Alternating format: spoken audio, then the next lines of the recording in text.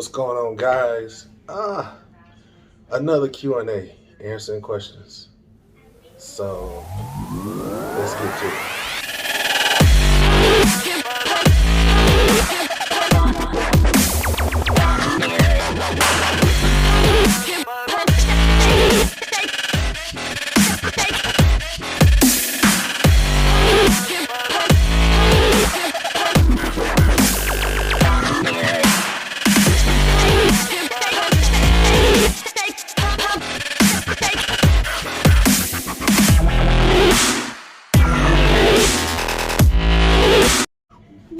What's up, YouTube? How you doing? It's your boy TC once again with GrimReapertransport. Thanks for watching.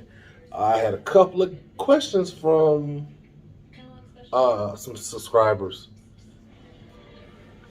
One of the questions were about comparing the EFS with the Mud Flap app. How do you get the best? What was that? How did the question go? How do you compare the better rates? Well, I don't really compare the better rates. What I do, I go on the EFS and do the price locator to find the fuel stops along my route to see what the price look like with the discount through an EFS. Then I go on Mudflap and look along my route also. So if Mudflap has a fuel stop that's cheaper than what's on the EFS, I'll stop at the Mudflap fuel stop compared to the EFS fuel stop. The other thing is I have my EFS card linked to my Mudflap, so I'm still getting a discount on the fuel through Mudflap using my EFS card. So,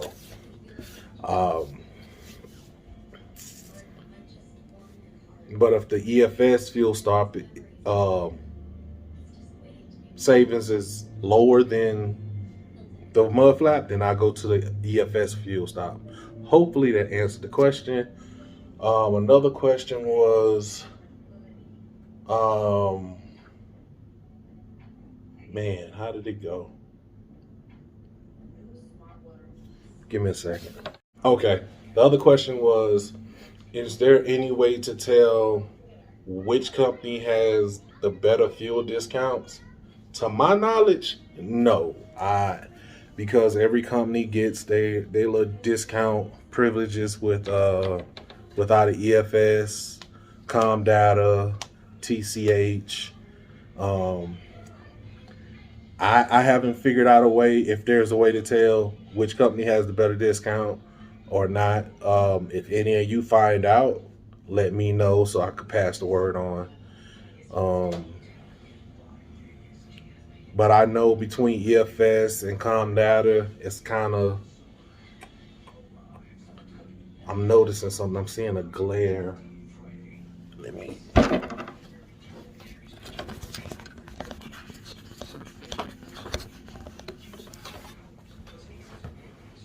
There we go. Sorry for that.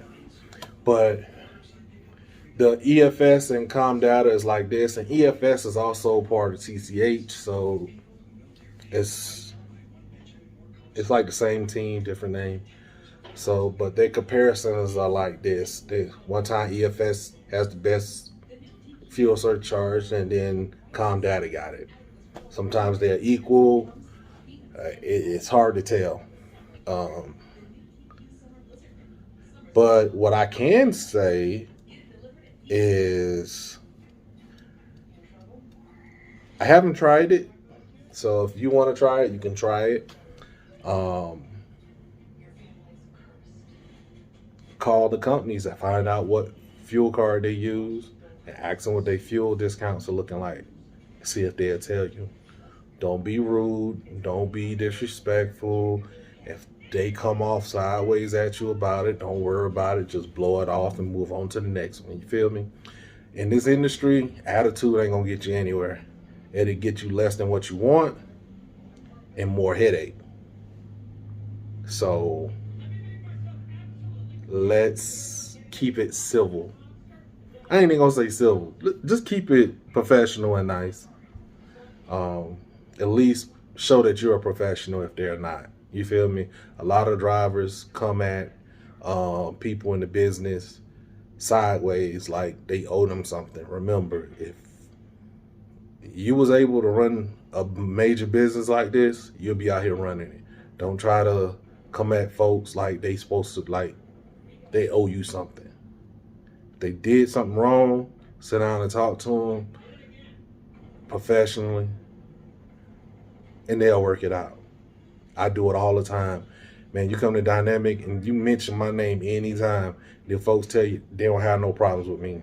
If I have an issue with something that happened in the company, I sit down and talk to them. We don't argue. We don't fight. We'll joke about it. We'll figure it out. We'll come up with a solution and fix it. That's it. It's professionalism. That's how every driver should be.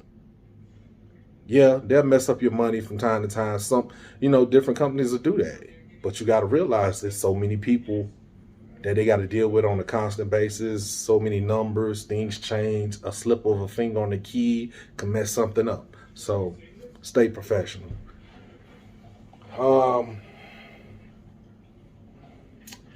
There was another question, but I already answered it directly with the subscriber. You know something? Hold on. Let me just find the question and I'll tell you. There was another concern about me using the blue painter's tape. Question was, do any of the dealerships get mad or question me about me using the painter's tapes on the doors and the compartments?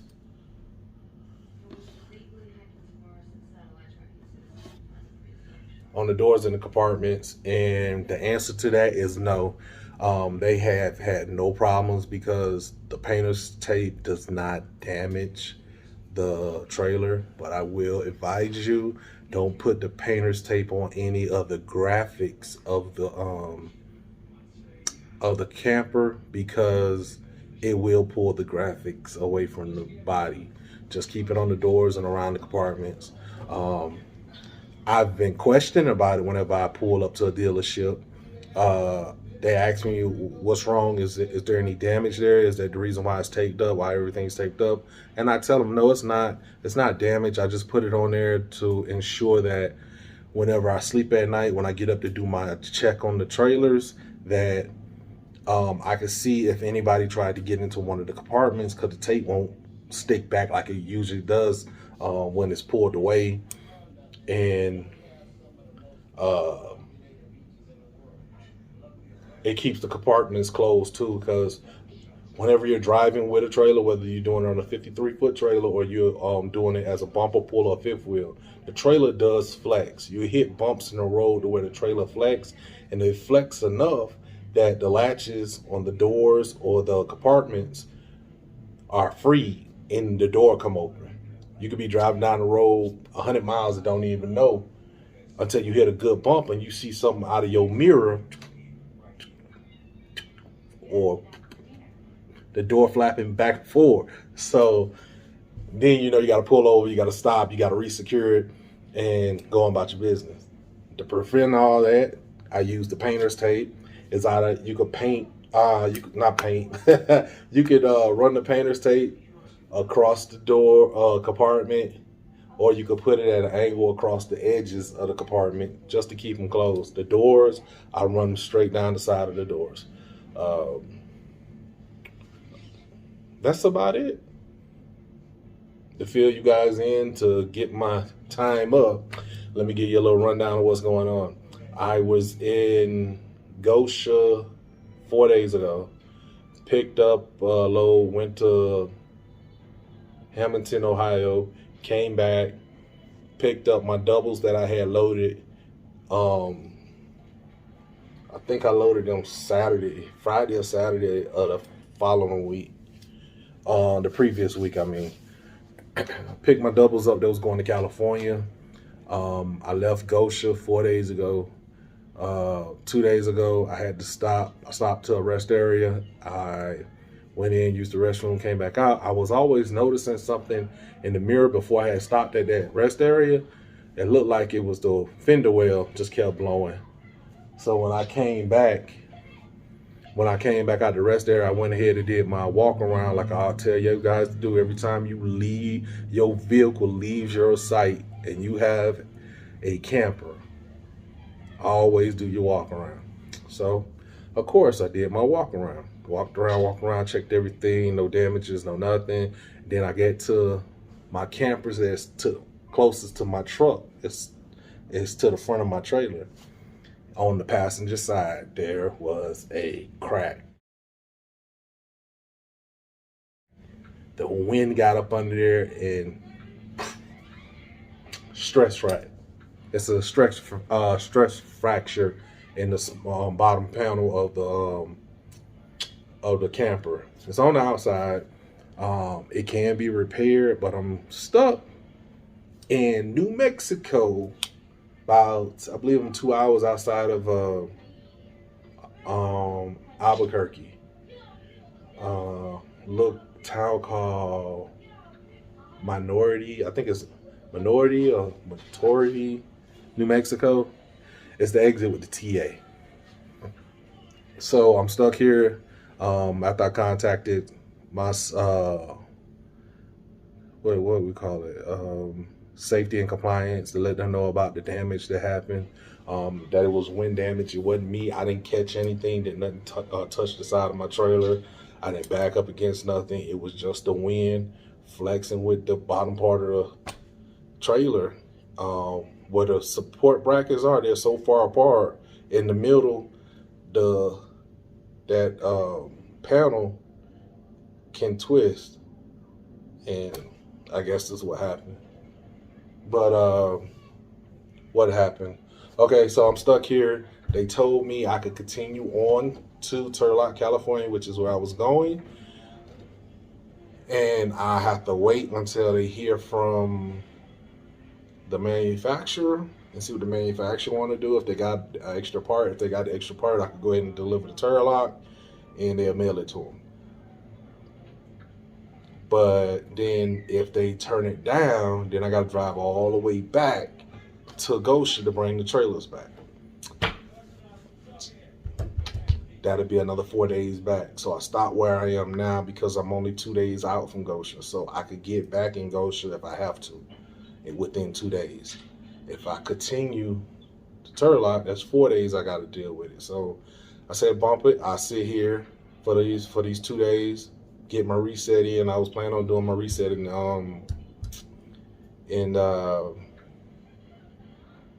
Turlock because I got a Jeep I got to pick up in Phoenix, which I'm hoping I could still do it.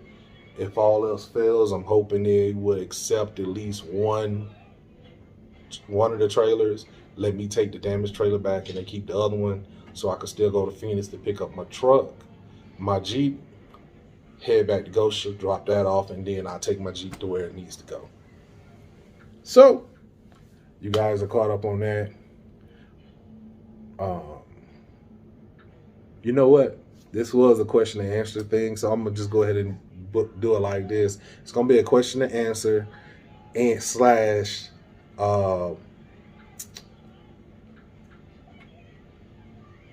my journey to Turlock, California, if I go to Turlock. So I will let you guys know what the outcome is tomorrow, because tomorrow's Monday, it's Sunday. Y'all can see the photo on the back. I'm actually in the hotel. I wasn't going to sit in my truck for 2 days. My trailer is in view. Just for you guys to know, yes, I'm kind of breaking my rule, but I had no other choice because I'm in New Mexico. It gets hot here. The ground gets hot, and the ground reflects the heat. So I really didn't want to run my truck for 2 days with the engine going with all this heat. So I found a hotel that had truck parking, and I think it's 3 hotels on this strip that actually do have truck parking. It's the Motel 6, the Super 8, and the Best Western.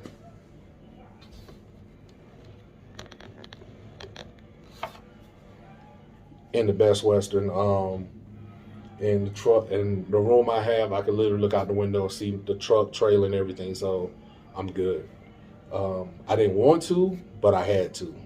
So I broke my rule, but I didn't break my rule, but I kind of did break my rule, but y'all know what I mean. But I'll let you guys know tomorrow what the outcome is going to be, whether I be headed to Turlock or back to Goshen. And if I have to head back to Goshen, then I got to cancel my load in Phoenix, which I really don't want to. So we will see. See you tomorrow.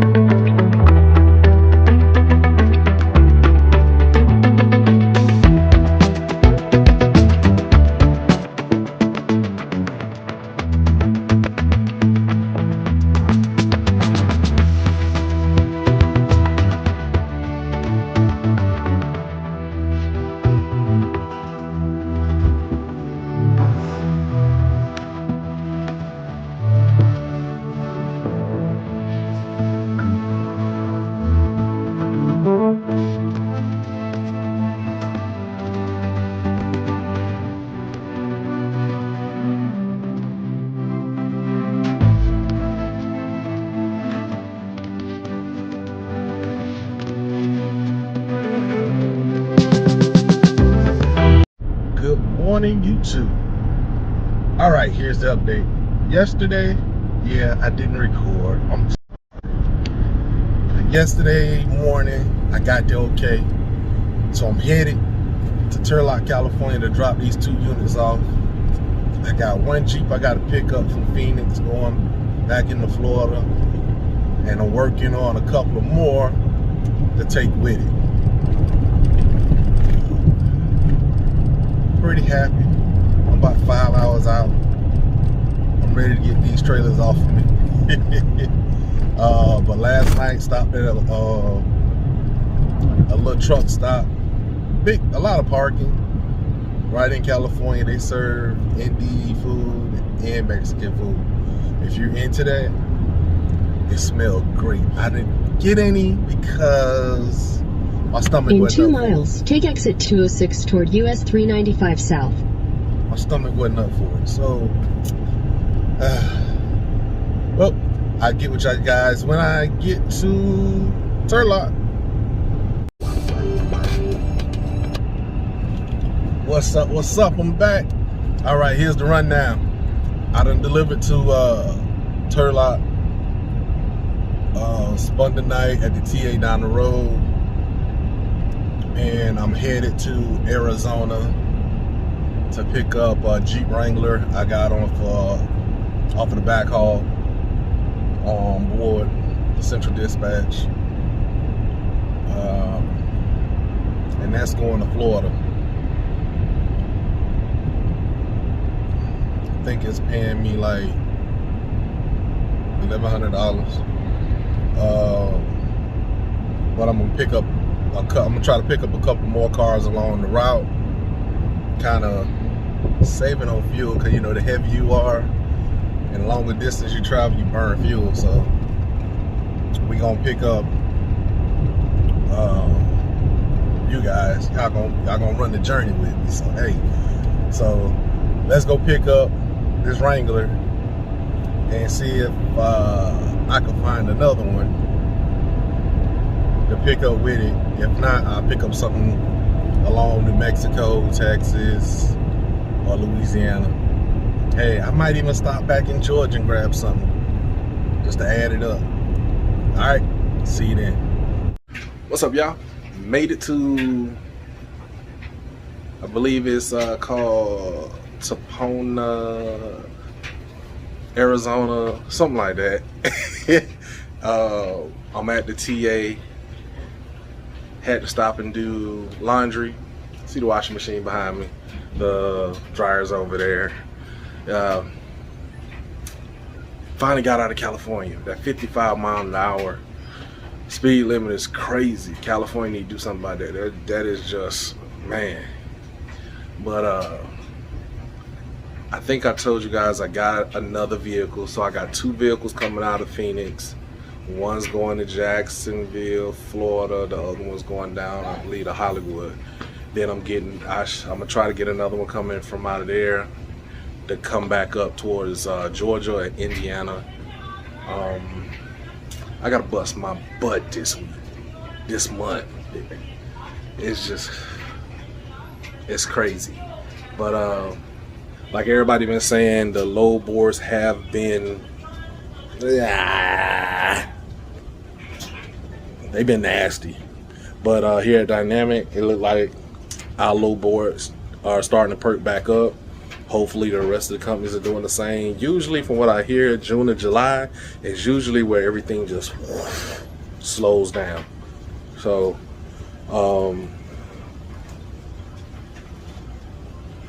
hopefully that ain't the case. Dynamic is keeping us busy.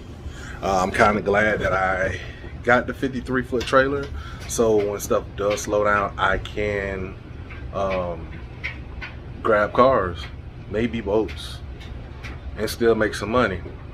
So that's about it. Well, let's see, what am I supposed to do tomorrow? I think I'm gonna try to make it to Van Horn, Texas tomorrow. That's my goal, to make it to Van Horn after I pick these vehicles up. Hopefully it don't take too long and I don't get caught up in traffic. If it does, more than likely I'm gonna be stopping somewhere around Las Cruces, New Mexico, or El Paso. But I don't like stopping in El Paso. I got some friends over there in El Paso, so I might give them a shout out and see what they doing if I have to stop over there. So I'll catch you guys when I pick up tomorrow. Peace. Good morning YouTube. How y'all doing today? All right, looky here. I done made it out of, what was I when I last talked to y'all? Arizona. I am now in Texas, and if I remember right, I'm just a little ways outside of El Paso, but I think this Flying J will pull up under El Paso. I'm at the Flying J with the, let's see if you can see it back there, that has the Carl Jr. But of course, I'm keeping y'all apprised. I picked up my two backhauls you see behind me. That's a Jeep Wrangler, and it's a Honda or Hyundai. Which one was it? Yeah, this a Honda Civic. The Honda Civic is paying me $1,000 to go to Jacksonville, Florida. And if I remember right, because I'm not looking at the papers, forgive me, the Jeep Wrangler should be paying me like $1,100 or $1,150, I think it is, to go to Hollywood, Florida. But if you can see that deck space back here, and then you see that deck space up there, I still have enough room for maybe 1 to 2 more vehicles, depending on what they are. So if it's if I could find me 2 Fiats, I can fit them. The only catch is I gotta make sure the weight is right, because I believe I'm sitting at 26,000 pounds right now with just these 2.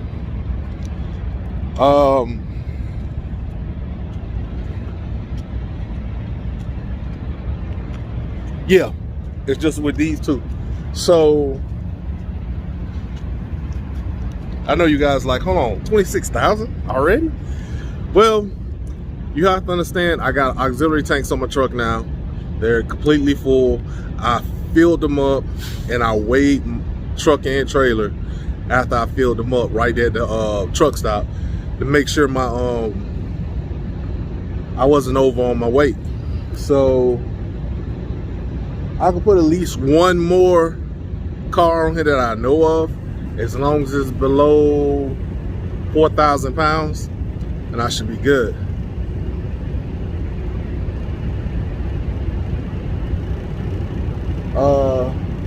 So my goal is to reach the other side of Houston today.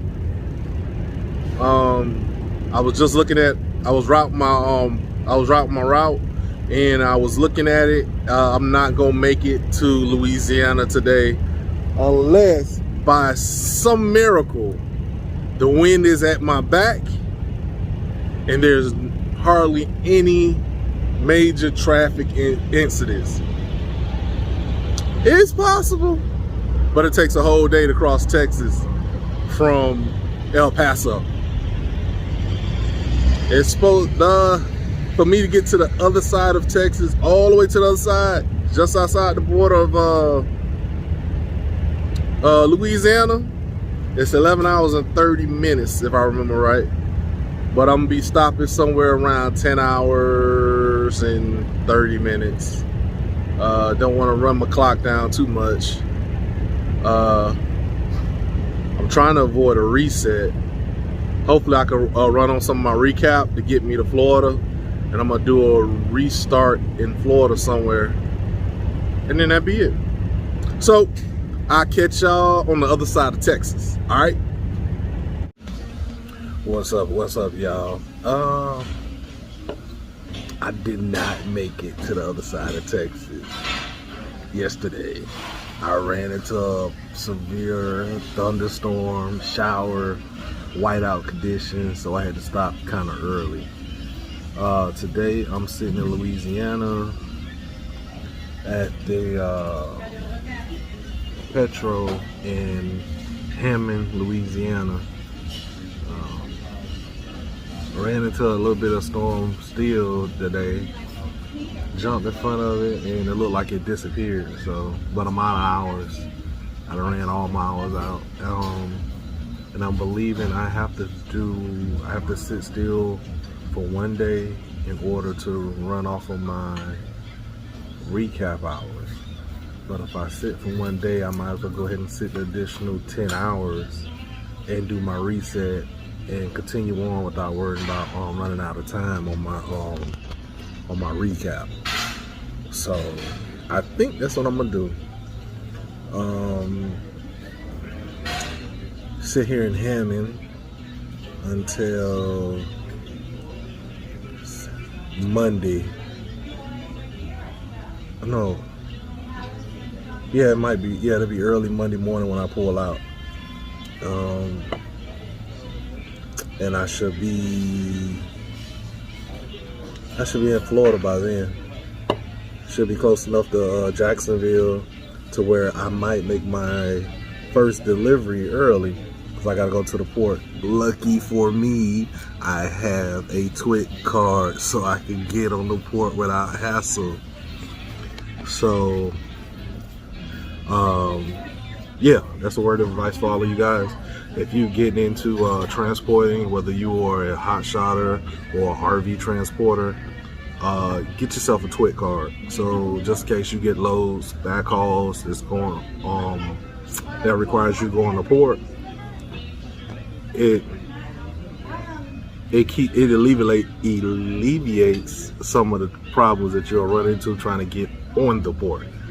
So yeah, I got a TWIC card. I'm happy. My TWIC card actually, I think it expires next year. It's 2021, 22. Yeah, I think it might expire next year. So if it does, I have to apply for one when I go back home to stay on top of my TWIC. Other than that, I keep y'all apprised of what I'm doing later. All right. Oh yeah, I'm in the iron skillet at the Petro. Get something to eat. Gotta get a real meal at least once. All right, talk to y'all later. Peace. Oh no, I see you on the next clip.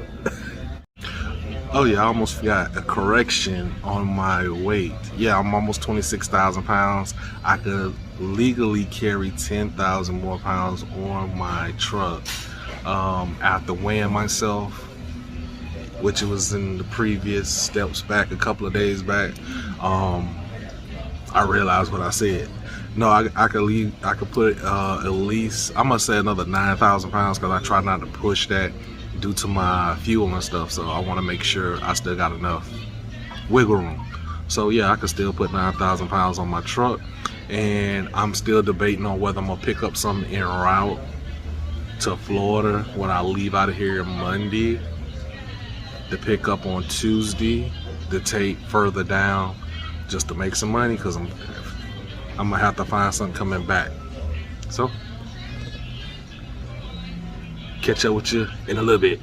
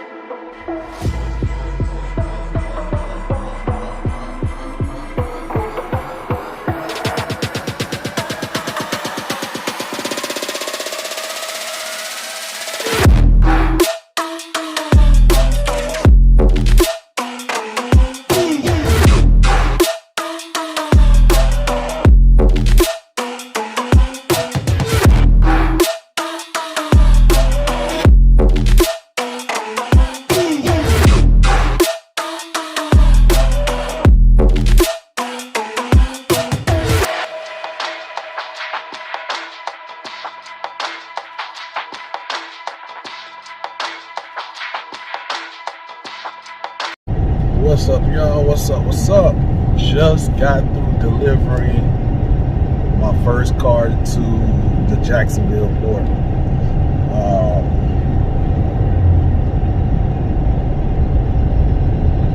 Word of advice: if you plan on doing backhauls, dealing with cars, make sure you got your twit card, because it saves you some money in the long run. It's like when I got there, the security was like, "Hey, do you have a twit card? If you don't have a twit card, you got to call for escort. But when you call for the escort, you got to pay for the escort, so the escort can escort you to where you need to go and for you to come back out." So I don't want to pay nobody for no escort when I already got authorization to be on port. So it was lucky for me. I got my twit card, I think 5 years ago, because I was supposed to be doing something overseas on the port, dealing with the U.S. So I got it. So word of advice: if you plan on doing back hauls with cars, or if you're in the car hauling business, make sure you got a twit card so you don't have to wait for nobody when you get to the port. So now I'm on my way to stop 2, and hopefully the customer has arrived from Arizona. If not, then I gotta hold on to the car until he gets here, which would suck. But hey, whatever. See y'all at stop 2. What's up, y'all? Yeah, all right, here's the rundown. I delivered both of my trailers yesterday. Jacksonville, I delivered, I'm a day off. Yeah, I delivered one yesterday in Jacksonville.